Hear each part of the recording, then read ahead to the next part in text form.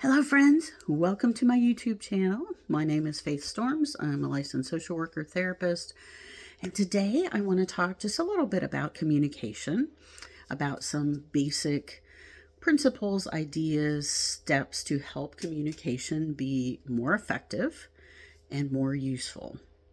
So, communication is so important for all relationships, whether it be a friendship, whether it be coworker relationship, whether it be an intimate partner relationship, whether it be parents and kids. Communication is key. When you don't have communication, or if you have poor communication, it does not go well. So here are some tips and some ideas. First of all, if you're trying to communicate with someone, prepare. So, and by that I mean know what you want to communicate. Spend some time ahead of the conversation to think about, well, what do I want to tell this person? Even write yourself notes, like what are the 3 points I want to make, so that you are clear. If you're trying to communicate with somebody, but you're not really clear about what you want to tell them, it's not going to go well. You're going to get derailed very easily. If you have like what I call talking points, it goes better. You can stay on track with like, oh, I want to tell them this and this and this.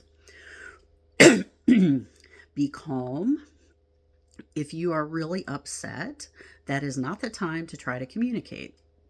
When we are emotional, when we are very sad, very angry, very agitated, very frustrated, we tend to be in more of our survival brain and less in our higher brain functioning. So things like executive functioning, decision making, language skills are not going to be as good. Or they may be offline completely if you're really upset. The ability to speak, the ability to form good ideas, to communicate is really going to be impaired. So if you're upset, that's not the time to talk to somebody about something, especially if it's important to you. If you have something that's really important, you want the other person to be able to hear and understand. So you want to pick a time where you are calm so that there's the best chance that they'll hear you and understand what you're trying to say. So don't try to communicate if you're really upset. And find a good time for everyone involved. So, and this can be challenging, like if you're a morning person and your partner's a night person, okay.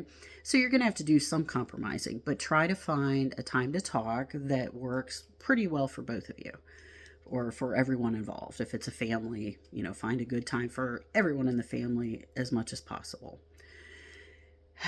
A second idea is keep focused on a specific topic.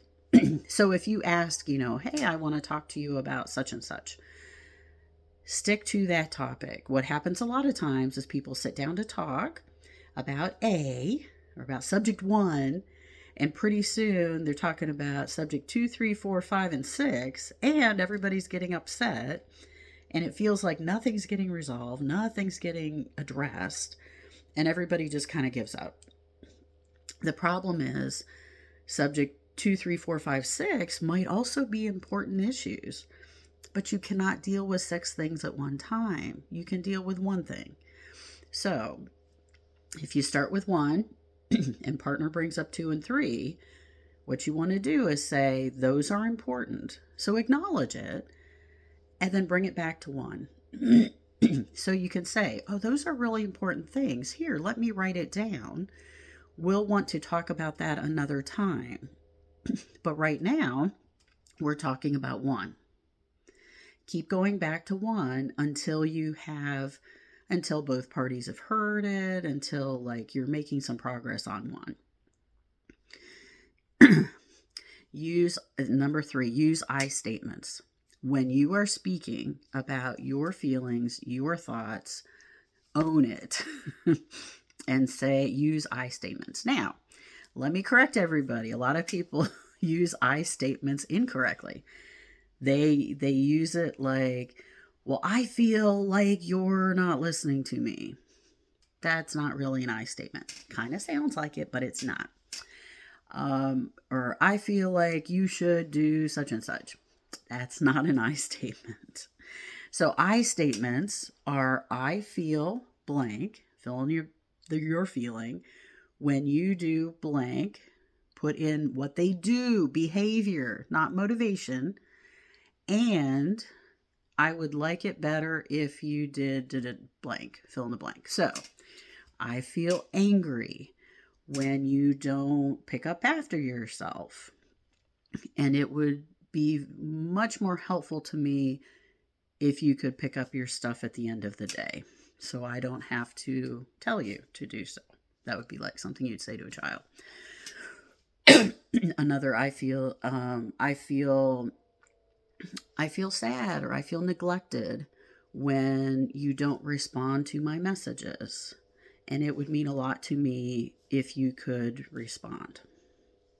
So with a proper I feel statement, you tell the person how you feel, which is important, and you tell them the exact behavior they did that caused or contributed to your feeling. Now, nobody makes you feel anything. However, we affect each other, so other people's behavior does affect our feelings.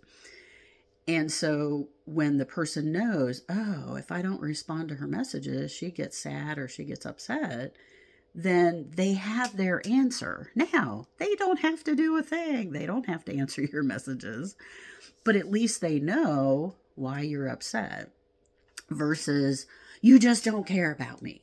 Oh my gosh. What is that? Like, nobody knows what to do with that.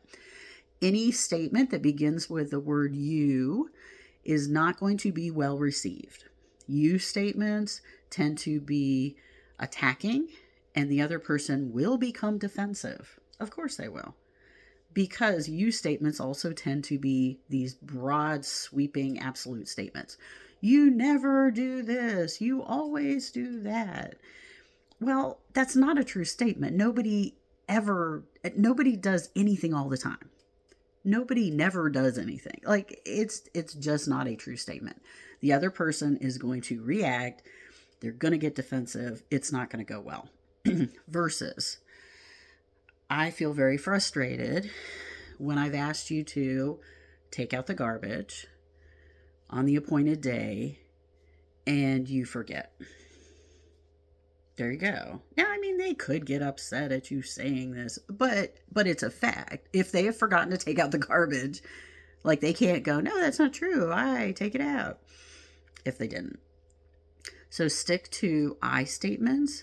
I feel blank when you blank, and I would rather, or it would be better if this, and then you insert like the desired behavior, the desired response from your partner, from your kid, from your friend. Something else to keep in mind with communication. Oh, and when you're having your talk time, I call it talk time. When you're having your talk time, set a limit on it. Please don't don't go at each other for hours. Like, that's too much.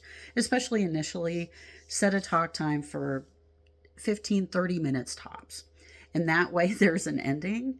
So if somebody is really uncomfortable with talking, or they don't know how this is going to go, like, they know, okay, in a half an hour it's done. and with kids, you can often start 5 or 10 minutes of just having an exchange, and that's fine. When you're talking, let everybody gets a chance to say what they want to say at their pace and not be interrupted. So, because everyone communicates differently and everyone communicates at a different pace, introverts tend to speak slower because we're processing, we're thinking, we want to use the right words, like it really matters to us. Extroverts tend to speak quickly and off the lip, so to speak. They stream of consciousness is often how an extrovert communicates. And extroverts, as they're talking, they're like kind of figuring things out. Introverts usually, like, we need to figure it out in our heads before it comes out of our mouth. We don't usually, it's not comfortable for us to like have to spur of the moment, like come up with something to say or respond to something. It's harder for us. Some of us have learned to do it and some of us can do it okay. It's not our favorite thing.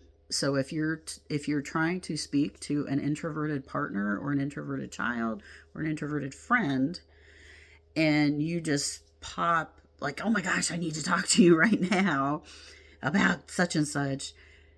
It's not that they don't want to talk to you, but that's really uncomfortable. It's really hard for them. You would be better off telling your introverted friend, "Hey," ahead of time, "Hey, I want to talk to you about blank." And then set up a time because then they can get their thoughts together ahead of time. You will have a more productive discussion if you do that. Or if you do pop something on an introvert, don't expect an amazing conversation. Don't expect everything to be resolved. Let's put it that way. You might have a good conversation, but they're going to need time to process what you all spoke about. And then a day or two later, they're going to have more thoughts, more feelings, more to share. So you want to do a follow-up discussion with them. Hey, we talked about, and even when you have the first talk, at the end of the first talk, you can say to them, "Hey, I bet you're going to have some more thoughts about this, and I want to hear those. So let's talk in a couple of days." And when you talk to them in a couple of days, they will have thought about it. Absolutely. Because we introverts chew on things and we keep processing it and digesting it, and it's just how our brains work. So in a couple of days they will absolutely have more thoughts. And when you know that and can invite them to share those thoughts, then that's going to enhance your communication. And they're going to feel more understood and accepted. And they're going to feel better about their contribution to whatever it is. If it's a work thing, if it's a personal friendship thing, family thing, because they will truly be able to give more of them to the situation. Okay. So I think that covers it. I'm looking at my notes because, of course, I made notes because I'm an introvert.